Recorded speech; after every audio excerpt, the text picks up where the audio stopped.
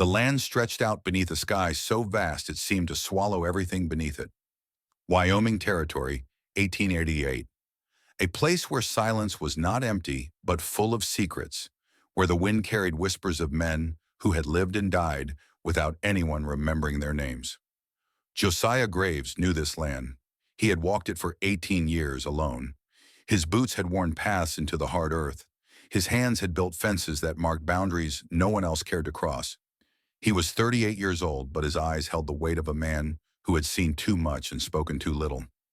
Every evening, as the sun bled red across the horizon, Josiah would sit on his porch and take a small object from his shirt pocket, a river stone, gray and smooth, polished by water and time.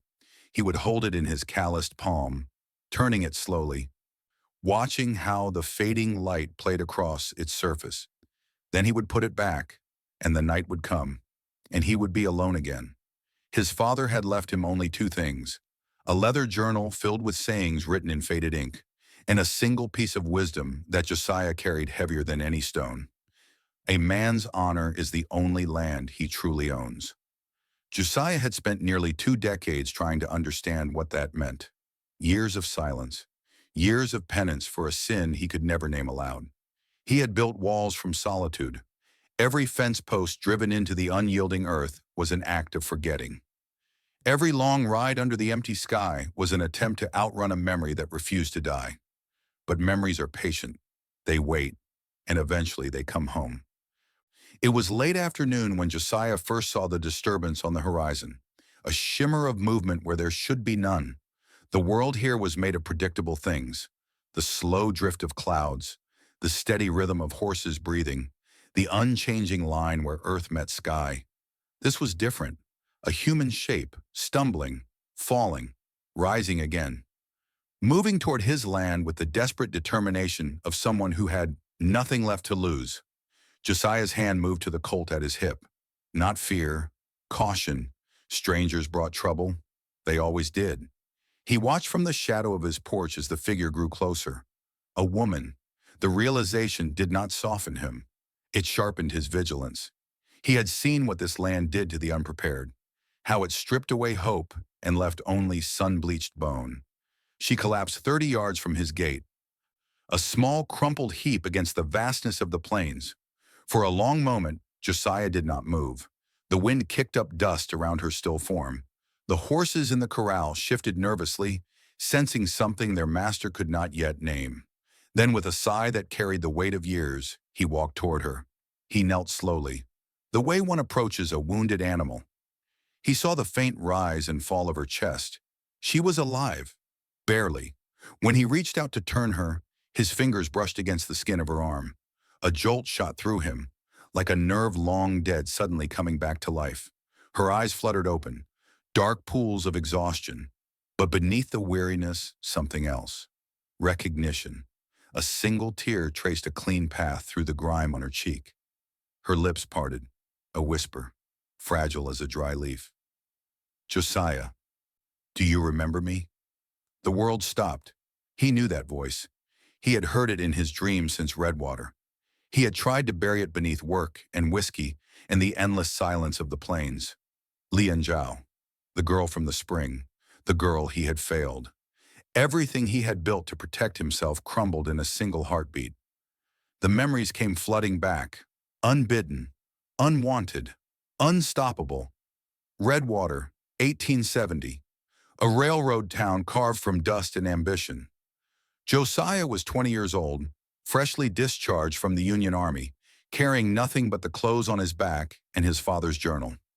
He worked odd jobs for the railroad men, loading cargo, hauling timber, sleeping in stables and eating scraps. He was nobody, a ghost drifting through a world that had no place for him. Until he found the spring. It was hidden behind the old church. A small pool of clear water surrounded by wildflowers, purple and yellow bursts of color in a world of brown dust and gray wood. Josiah went there to escape, to remember what beauty looked like. That was where he met her. Lian was 18, the daughter of Zhao Wei, the Chinese laundryman who served the railroad workers. She was not supposed to speak to him. He was a drifter. She was from a family that kept to itself, navigating the harsh currents of this new world with quiet dignity. But loneliness recognizes loneliness, and in that hidden spring, two souls found each other. They were not lovers, they were something deeper. Friends in a world that wanted them to be strangers. He taught her the names of the constellations. She taught him to write her name in characters that looked like art. One day Josiah found a stone in the spring, a perfect oval polished by years of flowing water. He gave it to her. "Keep this," he said, "so you remember that someone sees you as a friend." She held it like it was precious, because it was. He found another stone that same day, identical. He kept it for himself. A silent bond between two people who had nothing else. Cornelius Blackwood arrived in Redwater that summer. The son of the man who owned the bank, the freight company, and half the land the town stood on. He had returned from law school in the East, dressed in fine suits that seemed to repel the dust. He walked through town like he was surveying his future kingdom. His eyes lingered on everything he deemed valuable, and his eyes lingered on Leon. He saw her not as a person, but as an exotic trophy, something to be acquired, displayed, owned. Blackwood began visiting the laundry, leaving clothes that were barely soiled, speaking to her father with veiled promises and threats. The community felt the change. Men spoke in lower voices when Blackwood passed. Debts were called in with new urgency. Then came the ultimatum. Blackwood stood before the laundry, holding a stack of papers, foreclosure notices, bills of sale, documents that would destroy everything the Zhao family had built. "The debt will be forgiven," Blackwood announced loud enough for the whole street to hear, "in exchange for your daughter's hand." It was not a proposal. It was a purchase. Josiah heard the commotion from across the street. He saw the terror in Leanne's eyes, the despair that broke her father's proud posture. Something inside him ignited, a protective fury he did not know he possessed. He walked forward, placed himself between Blackwood and the family, said nothing. His presence was his only weapon. Blackwood laughed, a cruel, mocking sound. "Look at this. The town's stray thinks he is a guard dog." Before Josiah could react, 4 men seized him. He fought with desperate fury, but he was outnumbered. They beat him in the middle of the dusty street while the town watched in helpless silence. The last thing he saw before his vision blurred was Leon screaming his name, her father holding her back, her hand clutching the river stone. They dragged him to the edge of town, left him bleeding in the dirt. Blackwood's voice, cold and final. "If you ever come back, they will pay the price." Josiah looked at the town one last time, at the girl he could not save, at the promise he could not keep. Then he turned his back and walked west. The boy died that day. The silent, haunted man was born. Now, after all those years, she lay in his bed, sleeping, alive. Josiah sat in his wooden chair, watching the firelight dance across her face. She was not the girl from the spring anymore. Lines of hardship marked her eyes. A faint scar traced her jawline. Life had changed her, but the essence remained, the quiet strength, the resilience that had always drawn him. He cleaned the dirt from her face with a damp cloth, his movements gentle, almost reverent. When she finally woke, he brought her water and bread, simple offerings, the only kindness he knew how to give. She told him everything. The wedding was a cold ceremony, no guests, no celebration, just a transaction completed. Blackwood's charm vanished the moment the doors closed. He did not beat her. He was too sophisticated for that. Instead, he controlled, isolated, diminished. He turned her into a ghost in her own home. Her father died 2 years later, broken by the bargain he had made to save his daughter, broken by watching her suffer anyway. "I thought about escape every day," Leon said, her voice steady despite the weight of her words. "But I had nowhere to go, no one to run to." Then she heard the rumor. A traveling merchant spoke of a silent rancher in the Wyoming territory, a man who lived alone, who answered to no one, who had eyes that held distance and sorrow. The description was vague, a needle in a continent of hay, but her heart seized on it. "I knew it was you," she whispered. "I do not know how, but I knew." She reached into the torn lining of her dress and withdrew a small object. The river stone, the one he had given her at the spring. "I kept it all this time. Every night I held it and remembered that someone once saw me as a friend. Josiah stared at the stone. His throat tightened. He reached into his own pocket and pulled out its twin.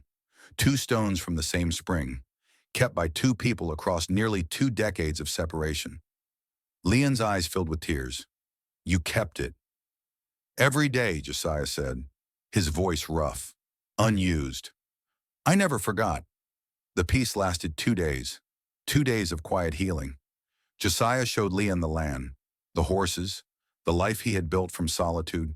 She brought warmth to his cold cabin, cooked meals that filled the empty spaces, smiled in a way that made the silence feel less like a punishment. On the third day, Ezekiel Drummond rode in hard.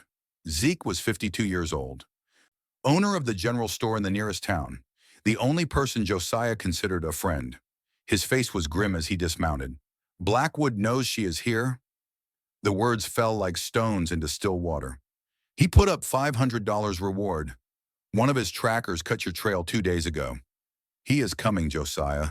15 hired guns. Maybe more. How long? 2 days, maybe less. Josiah looked toward the cabin where Leon stood in the doorway, her face pale but resolute. You cannot fight 15 men alone, she said. Josiah walked to the fireplace, took down his Winchester rifle, checked the action with practiced hands. I ran once, he said. When I was young, I told myself I was protecting you, but the truth is simpler and uglier. He paused. The words came hard, dragged from a place he had kept locked for years. I was 20 years old. I was beaten and bleeding, and I was terrified. I chose my own life over your freedom. I have carried that cowardice since Redwater. He turned to face her. I will not run again. Not this time. Not ever. That night, Josiah prepared for war. He knew this land better than any man alive. Every ravine, every rock formation, every rise and fall of the earth. He walked the perimeter of his property, marking positions, calculating angles, planning fields of fire. Zeke stayed. I have owed you since you saved my son from those rustlers 3 years back, and I have hated Blackwood longer than that. This is my fight too. 3 against 15, impossible odds, but they had the terrain, and they had something the hired guns did not, a reason to fight. Leon refused to hide. I spent 18 years as a prisoner. I will not be one again. If I die fighting. Josiah handed her a shotgun, 12 gauge, double barrel. Close range only, point and shoot. Do not hesitate. She took it. Her hands were steady. The night before the battle, Josiah sat alone by the fire. Leon found him there, staring into the flames. Why did you never marry? She asked. Never build a family? The question hung in the air. Because I made a promise, he said finally. At that spring, I promised to be your friend. I promised to remember you, and I thought if I let anyone else in, I would be breaking that promise. That is no way to live, Josiah. I know. He looked at her. But it was all I had. She sat beside him, not touching, just present. What happens after tomorrow? If we survive, Josiah said, we figure it out then. And if we do not survive? He reached into his pocket, pulled out his riverstone, held it in the firelight. Then at least we kept our promises. Dawn broke red and violent. The sky looked like a wound. They came from the east, 15 riders against the rising sun. Cornelius Blackwood rode at their head on a black stallion. He wore expensive leather. A silver pistol gleamed at his hip. He had never fired it at a living person in his life. He reined in his horse 80 yards from the cabin. Graves! His voice boomed across the morning air. I know she is in there. Send out my wife, and I will forget this happened. Josiah stepped onto the porch, Winchester in hand. She is not your wife. She was your prisoner, and the prisoner is free. Blackwood's face twisted with rage. You think you can defy me, a nobody, a hermit who talks to horses? I am a man standing on his own land. You are not welcome here. Then you will die on your land. Blackwood raised his hand. The hired guns drew their weapons. The battle began. Josiah had planned for this. Every detail calculated. The first shot came from the rocks to the east. Zeke positioned high, firing down into the advancing line. One rider fell. Another horse reared in panic. Confusion rippled through Blackwood's men. They had expected an easy capture, not a fight. Josiah fired from the porch. Steady, deliberate. Each shot aimed to wound, not kill. Shoulder, leg, hand. The hired guns were mercenaries. They would fight for money. They would not die for it. 3 men turned and fled immediately, their horses kicking up dust as they disappeared over the horizon. Blackwood screamed orders. Forward! Push forward! The remaining 12 charged toward the narrow canyon that led to the cabin, the only approach, the killing ground Josiah had chosen. From his position, Josiah fired again. And again. The Winchester's reports echoed off the canyon walls, creating the illusion of multiple shooters. 2 more men fell. 4 turned back. The odds shifted, but 6 made it through. Professional killers who had seen combat before. They dismounted and advanced on foot, using the terrain for cover. The fighting moved to close quarters. The barn, the corral, the spaces between buildings where a man could live or die in a single heartbeat. Josiah fought with everything he had. Rifle, pistol, fists when the guns were empty. Zeke covered his flank, taking a bullet graze to the shoulder, but refusing to fall back. Blood soaked his shirt, but his aim stayed true. Leanne waited at the back door. When a gunman burst through, she did not hesitate. The shotgun roared. The man fell. 18 years, she said quietly. Enough. Finally, only Blackwood remained, and 2 of his men. The hired guns looked at their employer, at the bodies of their companions, at the smoking guns of the defenders. They dropped their weapons and raised their hands. Blackwood stood alone, his fine clothes covered in dust, his face contorted with fury and disbelief. "She is mine," he screamed. "I bought her. She belongs to me." Josiah walked toward him, blood on his face, his shirt torn, but standing straight. "You cannot buy a person, Blackwood. You never owned her. You only caged her." Blackwood drew his silver pistol. His hand shook violently. He had never faced a man who was not afraid of him. Josiah did not draw his gun. Instead, he reached into his pocket and pulled out the riverstone. "Do you know what this is?" His voice was calm, almost gentle. "It is from a spring in Redwater, the place where I met her, the place where I made a promise." Blackwood fired. The shot went wide. Terror had destroyed his aim. Josiah threw the stone. All the grief and guilt and love of 18 years behind the motion. It struck Blackwood's forehead with a sharp crack. The man staggered. Josiah closed the distance in 3 strides.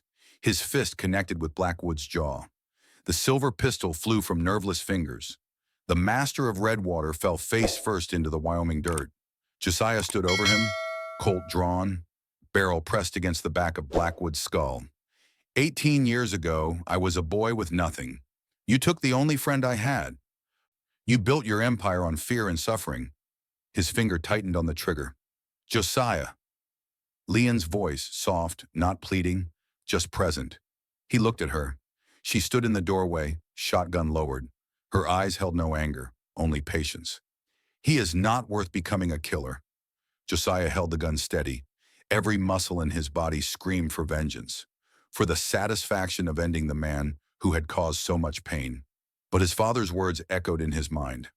A man's honor is the only land he truly owns. He lowered the gun.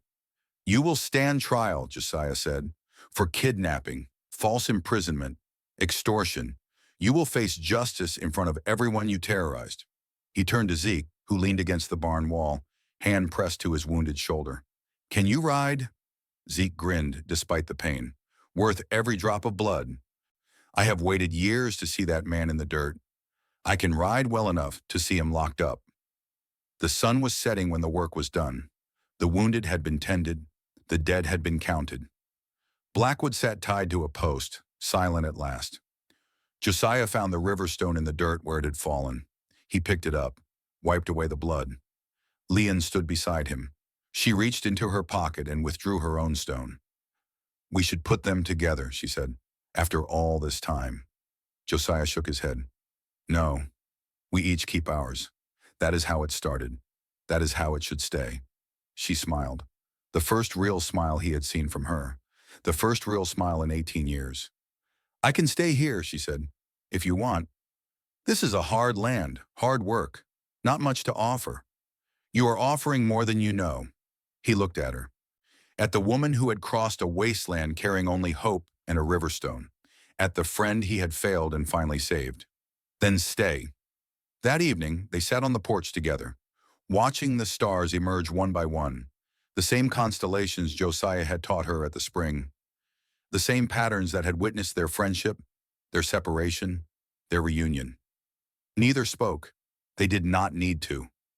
Josiah's father had written in his journal that a man's honor is the only land he truly owns. For 18 years, Josiah had thought he had lost his honor, had believed that running made him a coward, that failing to protect Leon made him unworthy of the promise he had made. But honor is not about never falling. It is about rising again, about keeping promises even when they seem impossible, about standing your ground when everything tells you to run. He had kept his promise, late, imperfect, but kept. The river stone sat heavy in his pocket, a weight he would carry for the rest of his life, not as a burden anymore, as a reminder that some things are worth waiting for, worth fighting for, worth dying for. The wind whispered across the plains, the same wind that had been his only companion for all those empty years. But tonight it carried something new, not loneliness, peace. 3 weeks later, a rider appeared on the horizon, a young man in a dark coat carrying a leather satchel. Josiah met him at the gate, hand on his colt. Old habits die hard. Josiah Graves? Who is asking? The young man pulled an envelope from his satchel, expensive paper, official seal. I am a clerk from the Territorial Court. Cornelius Blackwood's trial concluded yesterday. He was found guilty on all charges, 20 years in the state penitentiary. Josiah took the envelope, did not open it. That is not all, the clerk said. There is another matter. Blackwood's brother, Jeremiah. He was not in town for the trial, but he has been making inquiries, asking questions about you, about the woman. What kind of questions? The clerk shifted uncomfortably.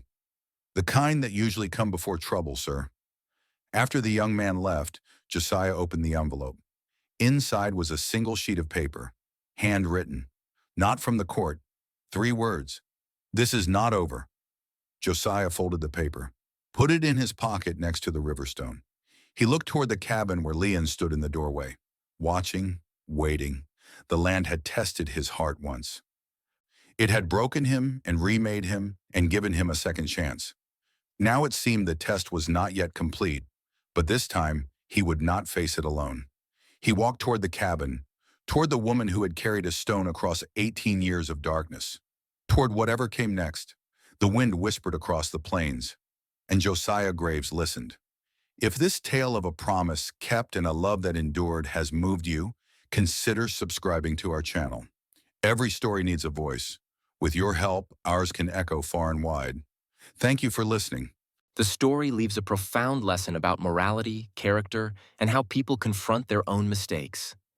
First, the work reminds us that mistakes don't define a person. It's the choices we make after making a mistake that determine our true value. Josiah once ran away out of fear, living nearly 20 years in solitude, believing he didn't deserve anything good. But life doesn't end the moment we stumble. It only waits to see if we have the courage to get up and correct our mistakes. Honor, as his father said, isn't about perfection, but about the ability to take responsibility and do what's right, even at a high price. The story also illustrates the difference between power and humanity. Blackwood represents the type of person who believes that money and status allow them to possess others, turning people into commodities. Conversely, Josiah and Leon understand that human beings belong to no one. Each person has the right to freedom and respect. Josiah's choice not to kill his enemy, despite having every reason to seek revenge, shows that true morality lies not in strength, but in the ability to restrain violent instincts and prioritize justice over personal hatred. Furthermore, The story emphasizes the power of loyalty and kind memories. The seemingly insignificant small spring stone becomes a symbol of a promise, a recognition of human value in a harsh world. It is this memory that helps Leon survive his years of captivity and helps Josiah retain his humanity amidst his solitude. This reminds us that a kind act, however small, can become a source of spiritual support for someone throughout their life. Finally, the story affirms that life is not about escaping pain, but about facing it with honesty and courage. Peace doesn't come from forgetting the past, but from accepting, correcting, and moving forward together. When people dare to choose what is right instead of the easy way, they not only save others, but also save themselves.